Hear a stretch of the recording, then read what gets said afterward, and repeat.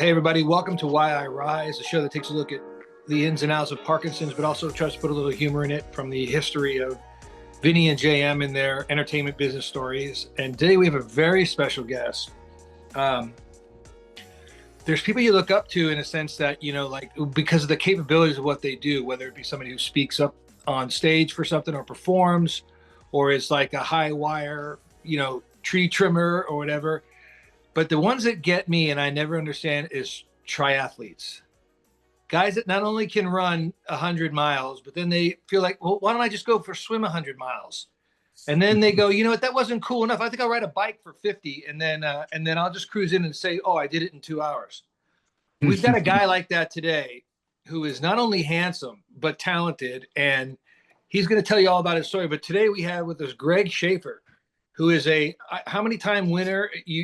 How many times did you get invited to Kona? Or take us through that. So I've raced Ironman 17 times. I've done six fulls and qualified for Kona twice. Wow. And we're here together today because I got a chance to run next to one of your friends, Joe Terry, for a long time in the pain cave. So that's how we come full circle today. The pain cave. The pain cave, I would say I'm afraid to ask what that is, but I'm gonna. What is the pain cave? Because a lot of things the come to mind for this decrepit man brain. Yeah, the pain cave is a real dark place where you have to reach real deep to find some positive thoughts. And as you guys know, there's no better guy to grab some positive energy from than Mr. Terry and that beautiful blonde flowing hair at mile 10 of a marathon after about 11, 12 hours of being out in the Hawaiian heat. So we had a chance to finish probably the last 15 miles of the marathon portion. And that was the last race prior to being diagnosed, where I was really struggling. And we got down to the last quarter mile, and we had to decide who was going to go through the finish line first. And we both kept saying, "You go, no, you go," and that's how we met and celebrated at the end of the race with a big hug, and have been friends ever since. I So think that. Go ahead, Vinny. Did you want to say something? Okay, that is great. Now, did you say you were diagnosed? I was diagnosed. So my story was I've done many races, and I was lucky enough to do Kona in 2019. Had the best race of my life, and I was fortunate enough to qualify again in 2022. And that was a year post COVID where they split up the males and the females. Oh, And I told my wife probably the 6 months to a year training for that race that just felt like something was wrong, felt off, felt sluggish. Well, she was telling me she was going to get a flight out that night after the race, and I kept saying, I don't think I'm going to finish in time for you to make that flight. wow. So did it anyway and had a terrible race. 3 weeks after that, I did Ironman World Championship 70.3, and again had a total flop. Came home and said, something's not right. I need to go get a physical. And that was all in October and November of 22, and got around to getting a physical in February of 23. And everyone told me I was crazy and nothing was wrong. All the labs and blood work and doctors said, you're being a hypochondriac. And my wife, being a physician, also said, I think you're just tired and you need a break. And I kept Googling all my symptoms, and sure enough, it kept coming back: Parkinson's, Parkinson's. Um, and I went through begging to go to a neurologist, and sure enough, I got a call March 24th from a neurologist saying, I'm going to diagnose your early onset, young onset Parkinson's. Wow. So, Yeah. yeah. But you know what amazes me is I would consider you guys, you and Joe, to be elite athletes. I mean, to the, like, I mean, Joe has been in the most incredible, like, Adonis physical shape since probably when he played high school football, when we were all going to high school together. And I've known Joe since I think the ninth grade.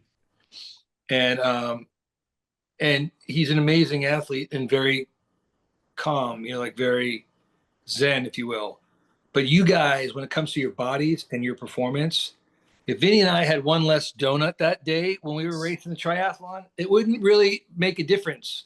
But for you, you could probably tell us exactly when it's hitting your system and what the sugar's doing, and your glucose and this. So does that frustrate you when you go, look? I know you're a medical doctor and you know about anatomy and how the body works, but I do this, and I think I know when there's something wrong with my body. Yeah, yeah. For me, it was very frustrating trying to explain how I felt.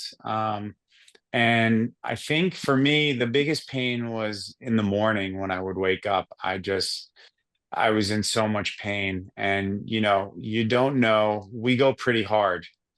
So you don't know if you just pushing too hard because you're really competitive. Um, but the morning started getting really bad. And um, then when you do 17 races, you have a pretty good idea of what's going on with your body. And I finished every race pretty much within the same kind of window. I wasn't ever lightning fast, but I was pretty steady. And to finish 2.5, 3 hours longer than normal, you know something's wrong with the engine. um so, and then it got really frustrating with the doctors saying, you're way too young for this to happen. Um, and and it was just, and that's one of the things, when you're diagnosed, you go through shock, you go through denial, you go through fear, and then there was a point where it was actually a relief because I finally knew what was wrong. Y- And Yeah, there are certain cases where whatever the diagnosis is, whether it's Parkinson or something else, that there is a relief. Oh, there is something I can put my finger on as to why this is happening, as opposed to why, and they're not finding anything. Are you still able to compete? so, great question. My wife, I mentioned, is a physician. She's a dermatologist, very well studied, very big into research. Wanted me since I was young, and hadn't started any medication to start on trials first. She thought it would be the best opportunity to just avoid mainstream carbidopa levodopa and just go down that slippery slope for the next 20, 30, 40 years, and do a study. I was having a really hard time getting qualified for studies. It's not as easy as it seems. And I got to a point where I was having a hard time walking. Wow. So, yeah, I felt like I had a torn calf every time I would try and train. So I had signed up for a race. I always do Puerto Rico in March, 70.3. I signed up for it. And I said, you know what? I'm going to swim, I'm going to bike, and I'm just going to walk the run and just finish. And I pulled out for the first time, of a race, and I couldn't do anything. So finally found the doctor who said to my wife, would you just let me give him the medicine, and in 2 weeks he's going to feel great. And he was 100% right. Uh, I took the medicine and I felt better than I did for over 2 years. wow. Was uh that medicine part of a trial, or is it a tried and true? Uh, no, it's the tried and true. And I would say it took about, and I try and help people now that reach out to me. it takes I think the big answer is it takes one full year to figure out what works for you. Got it. Yeah, Jam said things like that to me. Yeah. Yeah, I've had like anything from, I think you told me you were on, we're taking currently Rasagiline. Yeah, I take Crexon, Rasagiline, and I'm drawing a blank on the third medication, that all work together. Crexon, I guess I'm sure you're aware of, is like the new version of the time release of Rytari. I'm at Um, 210 milligrams of Crexont. yep, yep, same. Um, so I'm now on that. And to answer your original question, I was able to race. That was in March. I was able to do a race in June. And that was my first race back last year. And it felt, it was funny because I've never looked at the surroundings. It was in Chattanooga, and I never realized how beautiful Chattanooga was doing a race without actually trying to win a race. I enjoyed it so Yeah, much. the rest of us call that bike riding. Yeah, yeah, yeah. It was really it was probably the most satisfying race I've ever done. That's great because it's a passion of yours, and you don't want it. You don't want it interfered with because of your diagnosis. So I'm really glad you can still do what you love. That's super important. It's super important towards recovery and why I rise. So congratulations. I'm glad that happens. Thank Greg, you. I wanted to ask you a question. I know we, in the pre-interview, we kind of talked a little bit about where your wife, stands on the whole thing. And one of the things that you had said was that she wanted to stay. She didn't want to go public. She wanted to go stay private with it for a period of time. My wife didn't care one way or the other. I did because I was in the entertainment industry and didn't want anybody to say, well, he can't produce this anymore. He can't go out and direct that anymore. He's not reliable. So what was the reason? I mean, if you want to share, and if you don't, I totally understand. But what was her thinking in a sense, because she's a medical doctor, why she didn't necessarily want you to go too public with it? Well, I think it's two things. One, she's very, very private. Um, and two, she's a physician in the community where most of her patients are parents of, the children that our kids go to school with. Yeah. Um, and she just didn't want to be sidetracked with, oh, poor you guys. How's Greg doing? Um, and what's funny, we were joking around today was if you look at the races I've done a bunch of races today, and I'm in decent shape still. And she's like, people don't look at you like you have a problem or you have Parkinson's, and they're not going to feel bad for you, which I'm not looking for. Um, so that was the big reason. The second reason is I still work and have a career, and I didn't want my staff or my employer to think something was wrong with me, or my time was coming to an end soon. And Yeah. I was nervous about that. And obviously, there's things to protect employees, but you always just keep in the back of your head, like what's everyone thinking about this? Mhm. Yeah, and I will tell you from experience. I mean, you were donated. Jesus, you were diagnosed what year? 2000 March 24th, 2023. Okay, so I was December, almost on my birthday, which is December 17th. Great birthday gift at 46 years old. And that was 2012. And Okay. same thing. I started with a boxing class, and I got to tell you, I've never boxed. I mean, I've never played ping pong. These are all things I'm doing now through Parkinson's. Um, but what was interesting is that I would be in the training class, and these people would come to me and they go, "Are you the new trainer?" I'd be like, "No, I'm like you. I'm a patient. Get out of here." How long have you had it? I'm like, well, I'm assuming for quite some time. Oh, when were you Mhm. diagnosed? 2012. That's 10 years or whatever they would say.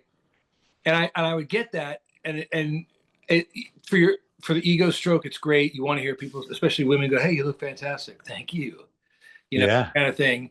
But I think what's amazing about, well, amazing tends to be a positive word, but I'll shed that light on Parkinson's, is there's like something like 27 symptoms of Parkinson's, most of which they see is problems with your gait, problems with rigidity, obviously a tremor, and then the Parkinsonian stare. So the idea that people say you look great, and I think of Billy Crystal going, Fernando Lamas, it's better to look good than it is to feel, better to look good than it is to feel good. That's kind of what a Parkinson's patient deals with every day. The psychological idea that you don't want to have the Parkinsonian stare, the non-blinking, my wife's like, what are you pissed off about? You look like you're like, you know, and, Yeah. and so, I mean, when you come across people that know that you're this elite athlete, how do you temper it? Are you just open about it? Do you like talking about it now? Are you comfortable with it? So originally, that was the only people obviously, other than family. The first people I told was my Ironman community, and they were the first people to come visit me. I had two guys.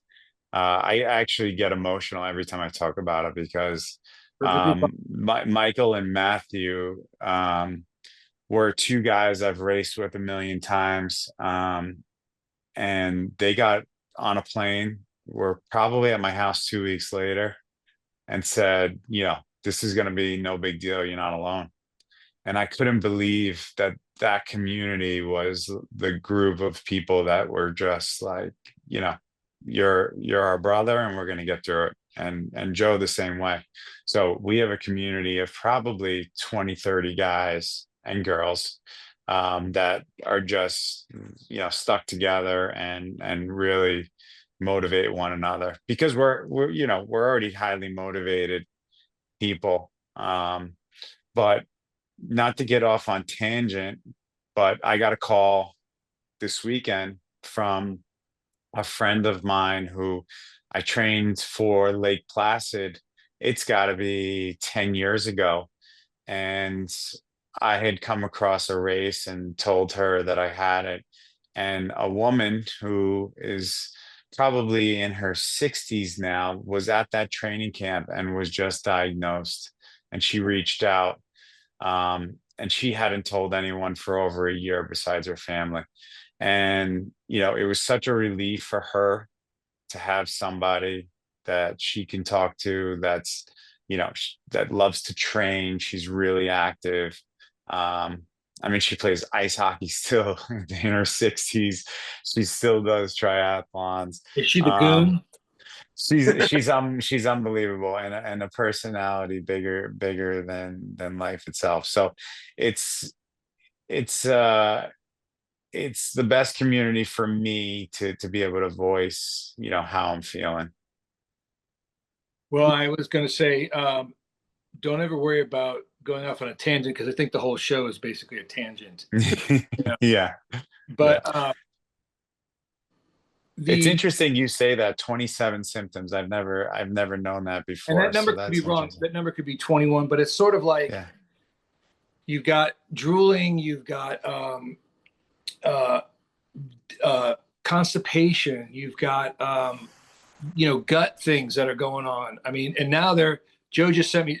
This is what I love about my friends is that people are now actively looking to send me information about something they saw on Twitter or Instagram or some TV show or whatever it was. And I go, I will never, ever, ever be bothered by this in the least bit. Send whatever you want to send, do whatever you want to do. I said, you need to understand that a person with Parkinson's whose children, I think you have kids, correct? Two boys? Two boys, 12 and 14. Okay, so they're in the junior high school range. So my daughters are 27 and 23, and the 27-year-old is getting married in February. I think we might have talked about this too. I can't remember. Mhm. But the idea that I work from the home, which is an amazing experience, and I'm so grateful for this job that I have, which I don't discuss publicly because it's a government-based job, and they'll leave it at that. But it's amazing, and the people that are amazing, and the people that just rally around you simply because they want you to know that they're here to help. And I said to Vinny, who showed up at the golf tournament this year, last year he was there, and I had 8 to 10 friends. I don't know if you saw that speech I made that's on the website. Yes. But the idea that your wife, I don't know what's her name, so we can call her by name, Marianne. Marianne, is, she's got a household to run. And if we all know we're going to get worse, but I think the only thing that we can do is either you can start drinking a bottle of scotch every night and eat red meat and put your foot on the gas and just accelerate it down to the bottom, or you can try to find out what your body really needs and work with your body to try to fight this, because your body's fighting. I tell you, I'm soaking wet just moving around here, putting the lights up and getting the camera ready just to talk on this thing. I've got like a sweat band right here.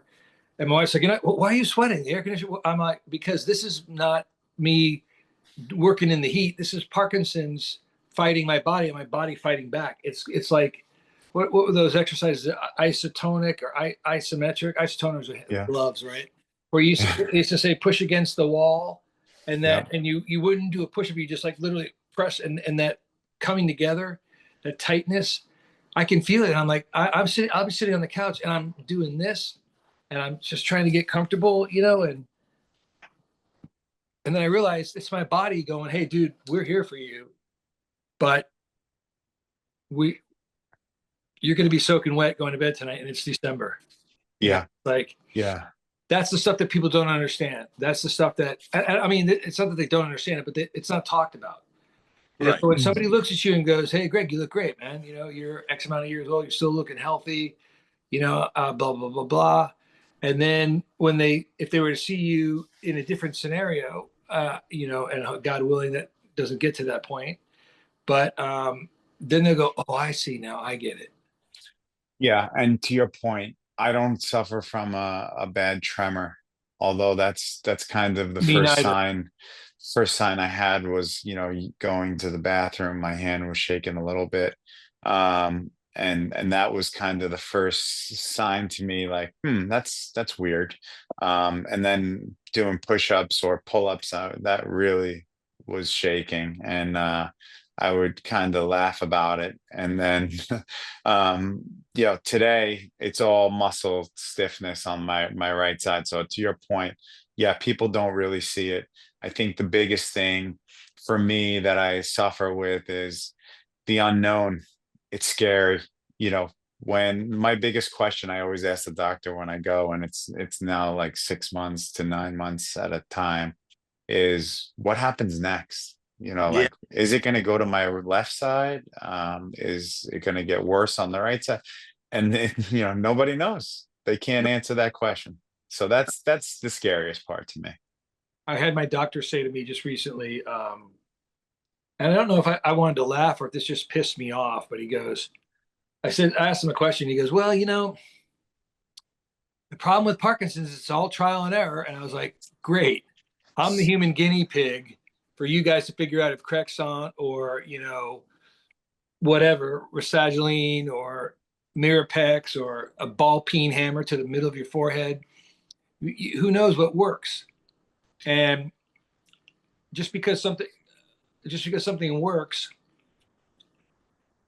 and we get acclimated to it or used to it, then they want to shift the drug or switch it out. And then you got to go through the rigmarole again. You got to go through the agony. I mean, I went through such agony last night that had Dr. Chung been standing there next to me and said, you want DBS? I'll go do it right now. Anything to get rid of this rigidity where I can't lift a thin cotton sheet over my body, to protect myself from cold or warmth or whatever. And you think to yourself, I used to just like, see now the meds are all kicked in, so I can just play the guitar, do whatever I want to do, do all this stuff. An hour ago, I was like this at the physical therapist, not even being able to move these things. And I was sent there because of my gait and tripping and falling. But then Vin and I have gone out for pizza, and he saw me like shaking in the door. You tell the story, Vinny, about the inhaler. Yeah, I mean, he showed up at my door. We were going out. We had discussed some things about the show, going to grab some dinner. And he showed up at my front door, probably in the worst shape I've ever seen him. He was shaking all over. And he said, Vin, I have to do this. And he put a pill into his inhaler, some sort of medicine into an inhaler. And right on my front porch, he did it. And you just saw a wave of relaxation come over him. So I think some of these drugs are just phenomenal for overcoming the symptoms. But Jam always says the same thing, and it always resonates in my head. You meet one person with Parkinson's, and you've met one person with Parkinson's, because everybody's symptoms are not so much different, but they're more exaggerated in some humans and some people than they are others. So there's just I can understand why you feel like a guinea pig, because the doctors really can't zero in on exactly how it's affecting each patient, each individual.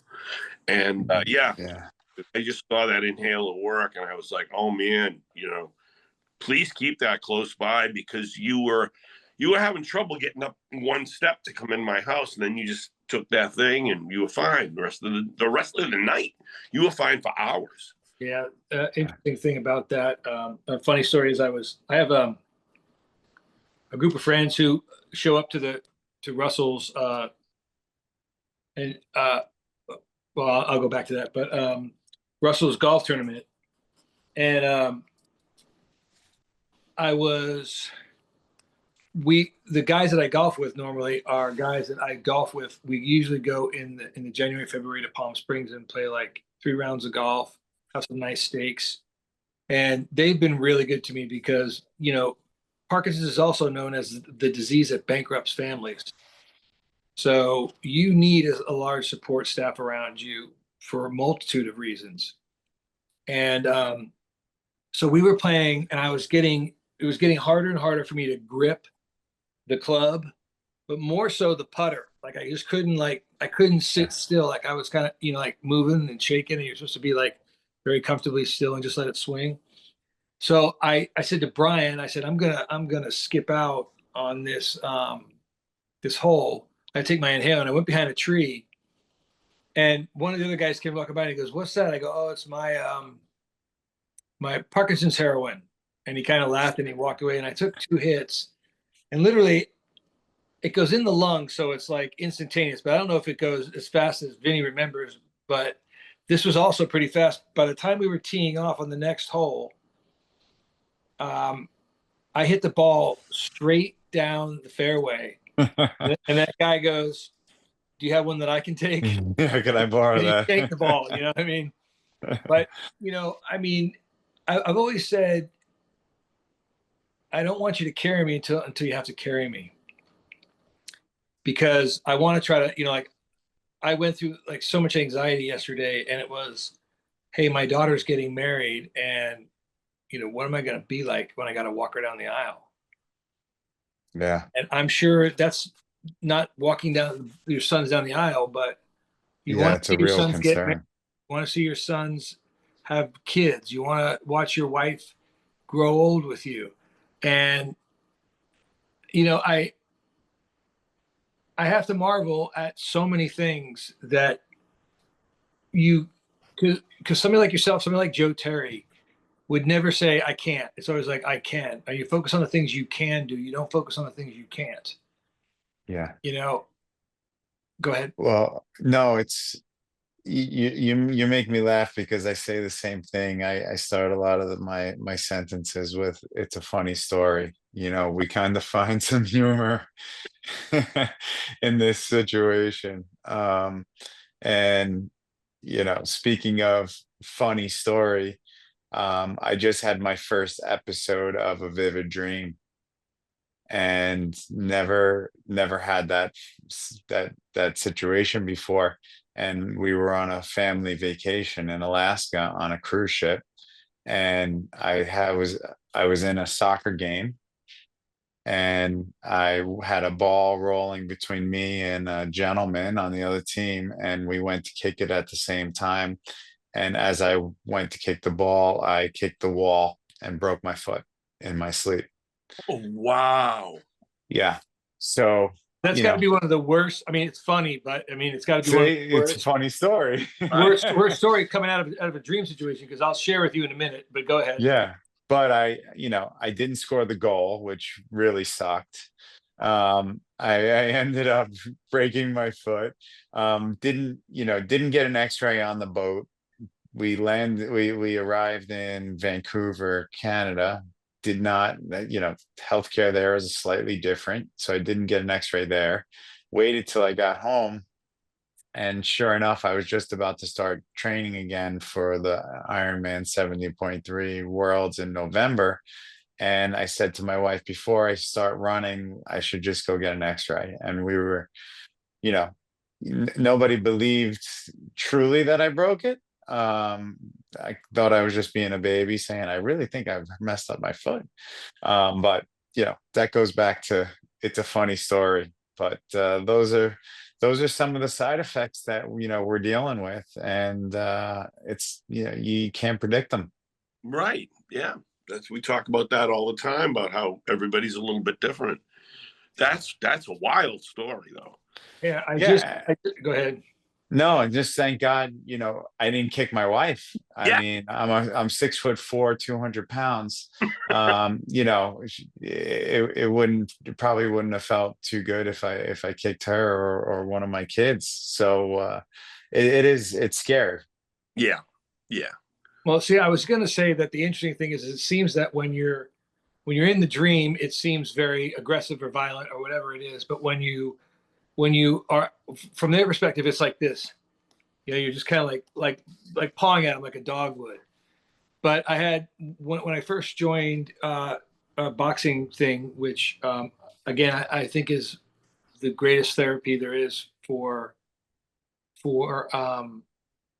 most Parkinson's patients, because you're both defending and you're on offense and defense simultaneously. So you're blocking and you're jabbing. And the first guy that came up to me was this guy. He's like, "Hi, I'm Bob. I'm every day is a Saturday for me. I'm retired because of Parkinson's, and I like to play golf. If you like to play golf, come join us." And I said, "Okay." And as I got to know him, we played more golf, and we got to chatting. And he was telling me about, because did you have the dream sequences? And I said, I've always had like vivid, like realistic dreams since I was a kid, but it was always like I have a crush on this girl, and then all of a sudden I have a dream like we're walking, hand in hand in high school, and I give her like a kiss goodbye, and then I wake up the next morning and go, did that really happen? Did I? I mean, because I mean, I had such a crush, and I was like, oh my god, we're together, and I'm like, no, that was a dream. But about 2 weeks ago, I was, and we have like adjoining beds. They're not separated like Ricky and Lucy by a nightstand and a lamp, but they are separate twin beds that can be joined if we so choose. Because I thrash around so much, Heidi would never get any sleep. And Yeah.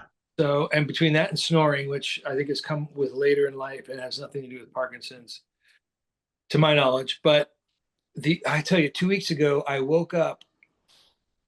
I was having a dream where I had somebody by the collar and was just boom. And I'm not a fighter, so this is what's really uncharacteristic about it. I'm just like punching like 3 solid punches, and then I hear this jam, jam, jam, and it's like I was panicked, like I was like hitting her, and she's like, "You're having a bad dream. Are you okay?" I mean, I literally woke up feeling like I had hurt my wife. That's Yeah. something nobody tells you about. They Right. tell you that No. something you're going to do because you would never think of doing it Right. is going to can come from a dream, and you can hurt somebody. And I was just like, I mean, I literally, I don't think I got back to sleep that night, and I was just a wreck because Yeah. And it's Vinny, I'm sure you've had dreams, but these are so vivid that, I mean, I can remember the color of the jerseys. I can remember Wow. what the people looked like and where the ball was. I mean, it was shocking. Wow. Yeah, I know. Jam and I have talked about, the vivid dreams before, and the thrashing, and yeah, that's got to be frightening because you're unaware at the time. I mean, you're aware of the dream, but you're not aware that it is one. Right. That can be really scary. You didn't have her by the collar, did you, Jam? Or you just in a pillow? Wait, say that again. You didn't really have her by the collar. Oh, no, no, no. That was just in the dream. No, I mean, it wasn't her in the dream. It's never her. No, I It's know that. like what Bob said to me is that he's like, he first realized it, and his wife, when he first was interacted with his wife, is he said that he was opening a mailbox, with this one that kind of pulls down, like kind of like the Quonset hut shaped ones. Yeah. And he said that he was pulling out the envelopes, and there was one that just kept getting further and further away from him. So he kept reaching, and it's like every time he reached, the back got further apart, and he was like reaching, and his wife goes, Bob, and I guess he was like punching her in the shoulder, but not like hard. But he just said it's just freaky, and that's where you go. Like I started looking at like other people's ailments and going, well, I mean, I think cancer. I mean, I'm at the risk of pissing off 1,000 million people, but I just feel like I'm feeling sorry for myself sometimes, which is natural. And you feel like, why do I have this? I'm 46 when I got diagnosed. I'm in the prime of my. I mean, I was, my story. I'll keep it brief. Was simply that I was working on the Academy Awards, and well, I was a supervising producer of the nomination packages. So when they say for best supporting actor, Vin DiGiulio, and it's like clips from the movie, whatever he's in, we did the clip package. And I was just having the time of my life. It was just an incredible experience. I'd always watched the Academy Awards. I was an actor when I first came down here. Then I became a producer and director for a multitude of projects. And to be on the same stage that the Academy Awards is going to be on is pretty impressive. And I just remember like we were at the award show and Heidi, the dress and the tux and the limo and all that great experience. And I remember getting out of the limousine, and my boss, who was an incredible guy, Craig, he just said, it's gonna be really loud, but when you get out, just go, he was kind of like guiding us as to where we were supposed to go. And we got out of the limousine, and if you've ever been to like a Jonas Brothers concert or like a Taylor Swift, the screaming is so loud. It's like a jet engine, but like 50,000 of them. And I just remember getting out of the car and looking to my right, not realizing there was another limo behind me, but I looked to my right and there were all these girls and like moms and beside, and they're screaming and yelling. And I'm looking around and I'm like, I'm waving, hey, how's it going? And Heidi goes, Jam, look behind you. And it was Taylor Lautner, this young gun, good looking actor. And I'm like, oh, so they weren't waving at me. But I sat through that whole award show. I could not get like my right butt cheek. I just couldn't get comfortable. I mean, I was moving around, just. And so finally, after like, it took 2 years after that feeling, that my doctor, my private doctor said, go to UCLA Movement Disorders and get that ruled out.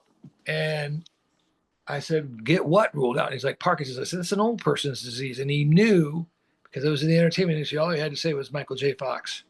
Right. And I was like, oh yeah. And I admire Michael. And I mean, I love Michael when I was watching him on Family Ties. So, when I read that book, his first book, I was just like, I've had that twitchy thumb. I've had the twitchy, eyelid.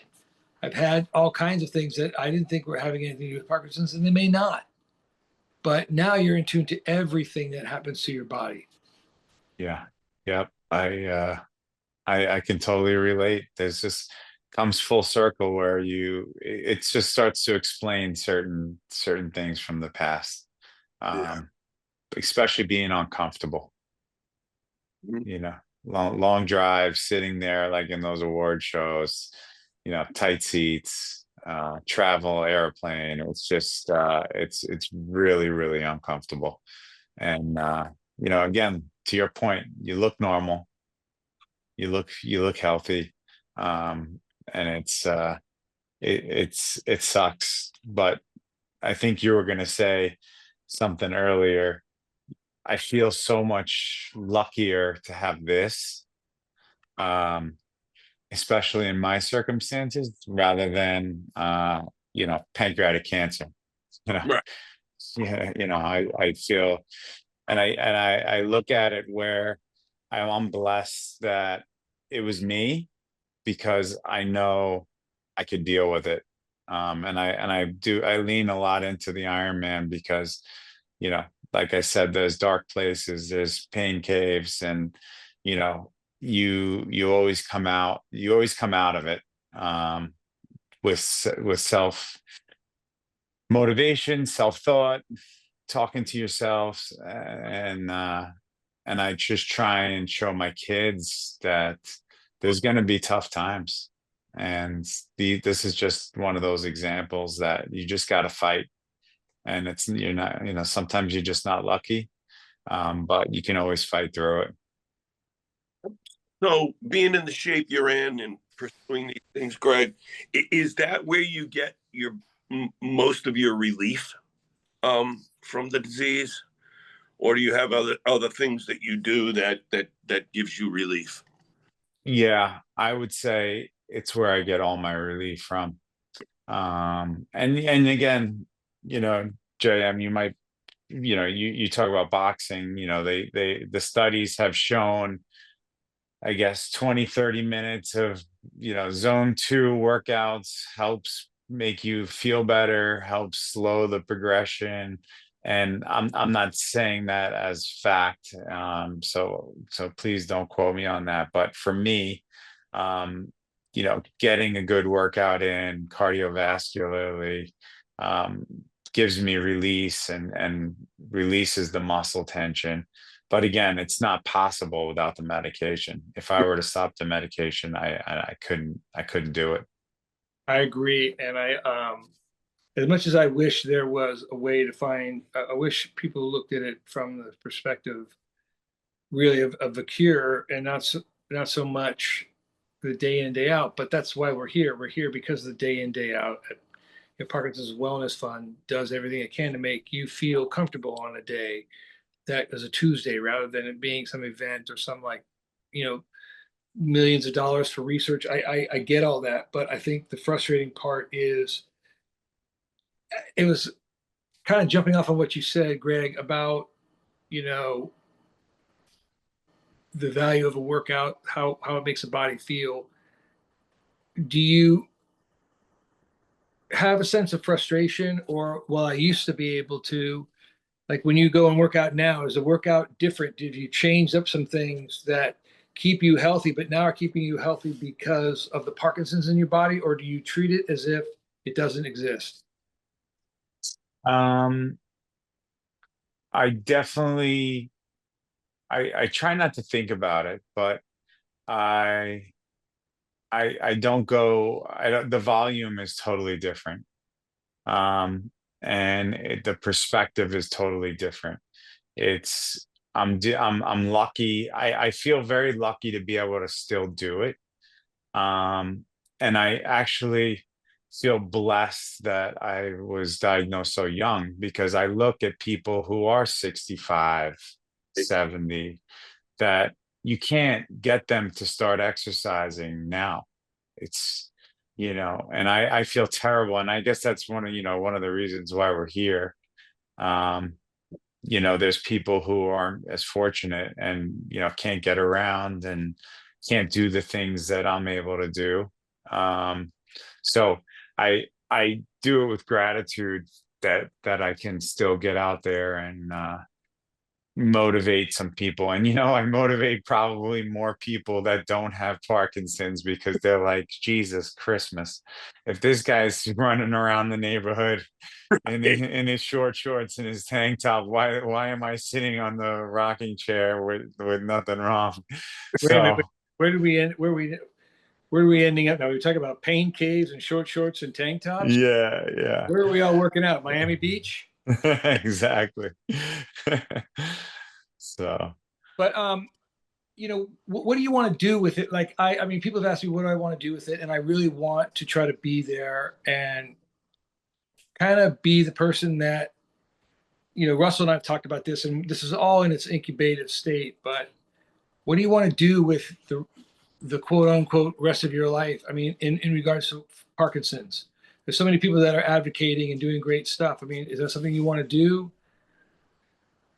Yeah. I don't know. I really don't know the exact answer yet. And I think that's just going to naturally progress. I definitely would like to my passion is sports. I played college Division I basketball. My children are both athletes. I've continued to keep competing. So sports is a big part of my perspective. So when people say I can't, it really drives me crazy. So I'd like to take that with Parkinson's and help people with Parkinson's who say, you know what, I can't do it. Yeah, you can do it, and we're going to do it together. And like I told this woman I was telling you about this weekend, I said, we're gonna get your medicine right, and we're gonna do a race together next year. And my goal is to just be a resource and motivate people in the endurance world that don't think that they think it's a death sentence. And I don't want anyone to think it's a death sentence, because there's always something we can do. Right. In fact, I have found that when I do go to my version of a pain cave, in the sense of feeling sorry for myself, or heavy anxiety or whatever, that's another one, anxiety, depression. Those are all things that are on the list of 27 wonderful things that you can enjoy with Parkinson's. It's like the C's candy without any of the chocolate and sugar, but you're trying to figure out which is the one that is helping the best. Nobody got that one. It was one right over their head. But what's interesting is, how you show up in any situation is really dictating how it goes.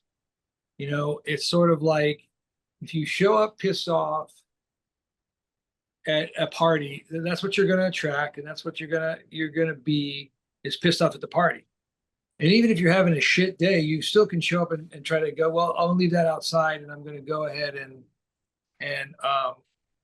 have a good time, and I'm just gonna be chill, no expectation, nothing to worry about. I'm just gonna be me, and you, in both cases, you can still have Parkinson's. The question is, why would you want to go down the road hand in hand with Parkinson's every day of your life? I mean, if you let it shut you down, it will. But that's Yeah. really you shutting you down. It's not it shutting you down. It's just helping you get there faster. Yeah. And you know what?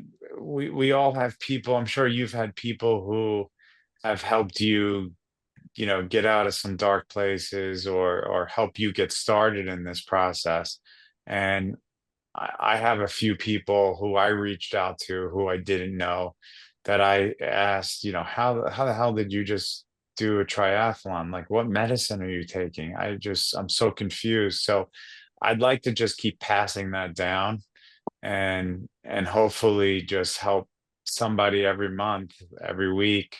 So just be a motivational inspiration to some people who don't have access to the right doctors. I'm really fortunate that it took me five different physicians to find the right one that was interested in really helping me.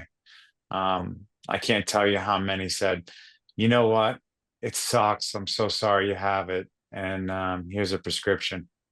Right. Come check, come see me in a year. And it's really unfair that it happened to you.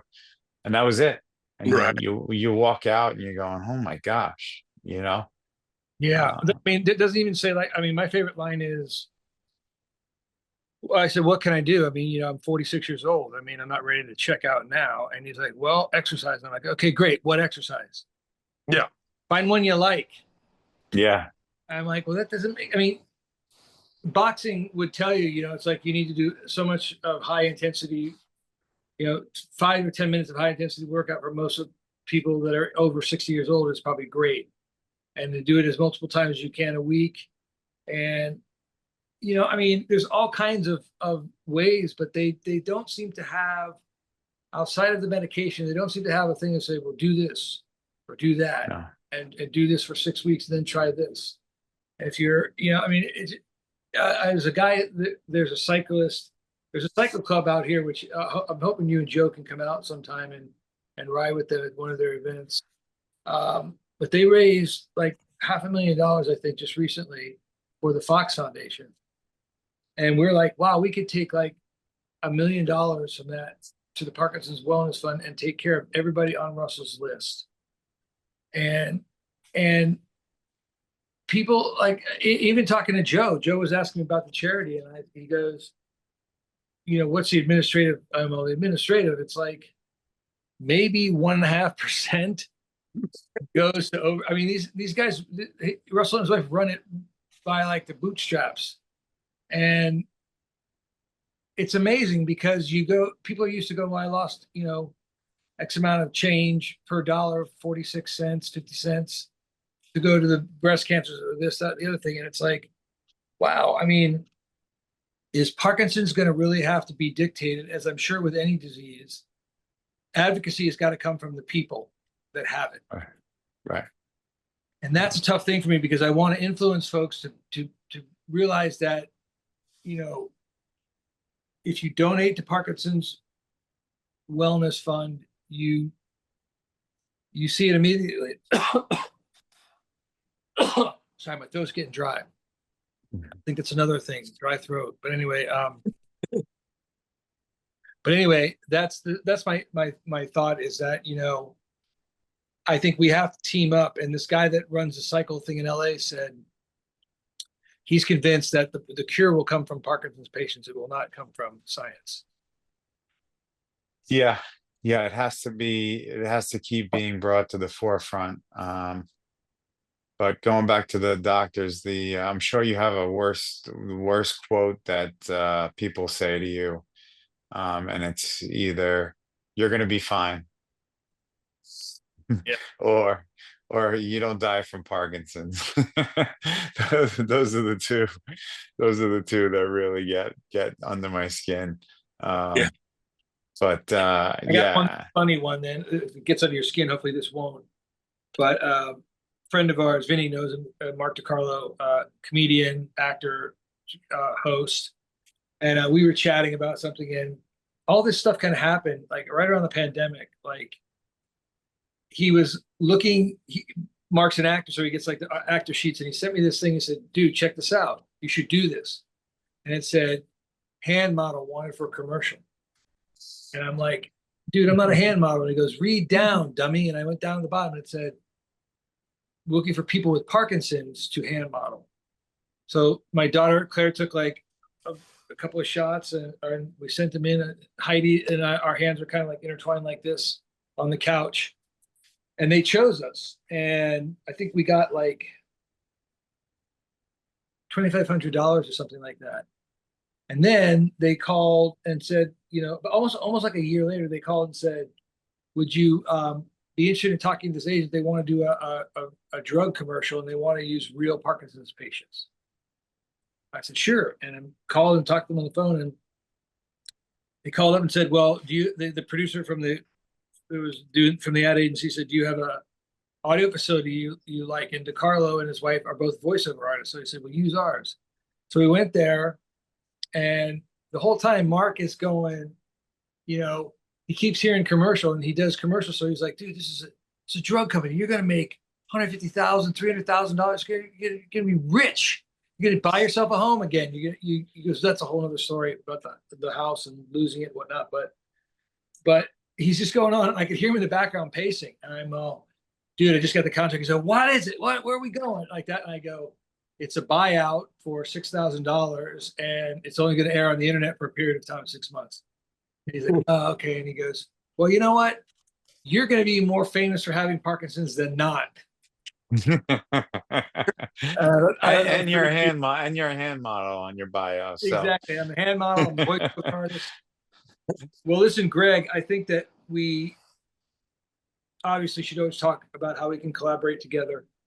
But having you here and knowing my friendship with Joe and the character that you guys have, it's so amazing to have you on the show and be able to like hear your story, but also know that you want to go out and do stuff. You just don't want to curl up and hide. well, thank you. Very inspirational that you're still pursuing what you love to do. And you know, a lot of that is, in my opinion, is, you know, emotional. You know, your mind is motivated, and you're going to bring your body along with it, and that's got to be inspiring for other people who feel that they have limitations, and you're just saying, well, sure, but I'm still going to do what I want to do. And a lot of people don't. And to use JM's phrase, you know, they curl up. And we're real happy that you don't. And we hopefully we can check in from time to time and have you on again. And you can tell us about some of your victories and some of your challenges, because I think it's very inspirational. That word 3 times now.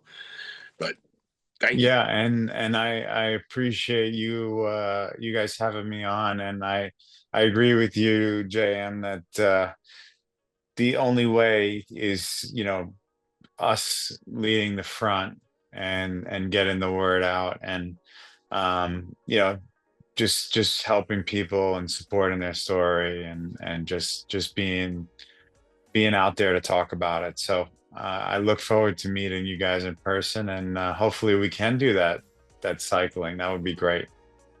Yeah, we get Russell out here too, so you guys can all ride your bikes together. Vinny and I will be in a pickup truck, but it'll be fun nonetheless. We like Russell ride. Wow. Russell's an intense dude. I mean, he's if he says he's going to do something, he's going to do it. Right. Yeah.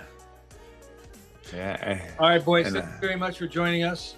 Yep. Thank Guys, you. always a pleasure. We'll talk to you soon. Okay. Be well. Thank you.